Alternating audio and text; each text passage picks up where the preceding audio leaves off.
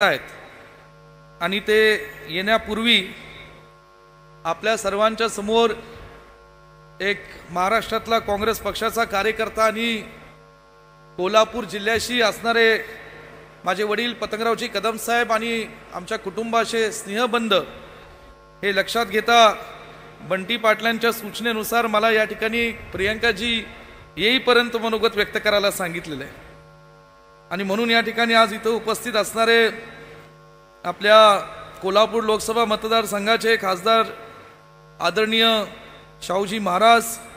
सन्मान्य बंटी पाटीलजी, सन्मान्य बजरंग पुनियाजी, आमदार जयंत आजगावकरजी,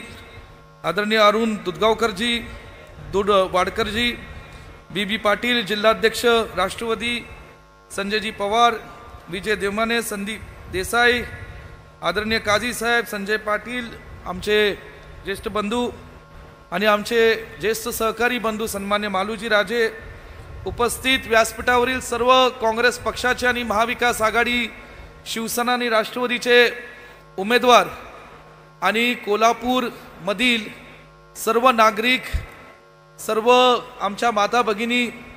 मोठ्या संख्येने उपस्थित असणारे महाविकास आघाडीचे सर्व कार्यकर्ते आणि तरुण सहकारी आणि बंधू भगिनींनो, आज कोल्हापूरमध्ये प्रियंकाजींचं आगमन हे होत असताना हा एक योगायोग आहे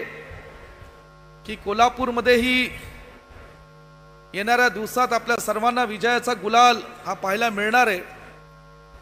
पण प्रियंकाजी खासदार होण्यापूर्वी महाराष्ट्रामध्ये या ठिकाणी त्यांचा आज दौरा होत असताना छत्रपती शाहू महाराजांच्या या भूमीमध्ये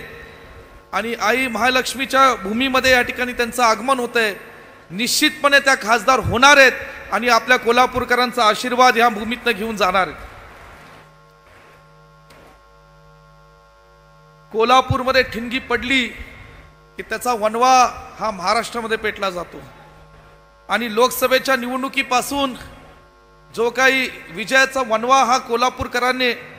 हा काँग्रेस पक्षाला आणि महाविकास आघाडीला दिलेला आहे,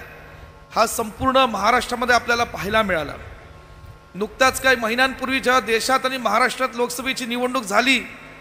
त्यामध्ये 48 जागांपैकी 31 जागांवर आपल्याला महाविकास आघाडीला यश मिळालं। कोल्हापूरची ही निवडणूक होत असताना संपूर्ण महाराष्ट्राचं आणि देशाचं लक्ष लागलं होतं की ज्या विचारासाठी काँग्रेस पक्षाचे कार्यकर्ते आणि महाविकास आघाडीचे कार्यकर्ते आज समाजामध्ये लढत आहेत, तो छत्रपती शाहूंचा, छत्रपती शिवरायांचा आणि फुले शाहू आंबेडकरांचा जो विचार आहे तो विचार या कोल्हापूर या ठिकाणी टिकवता